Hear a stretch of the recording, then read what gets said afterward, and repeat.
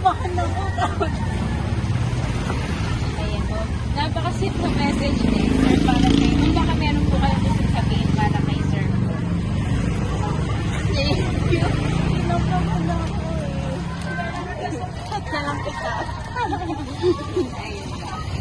Si ma'am ay anak niyo po? Kabatid niyo.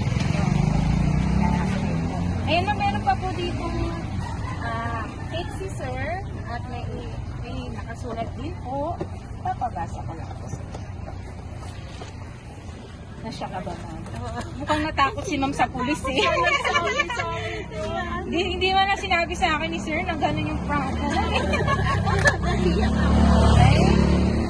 Happy anniversary.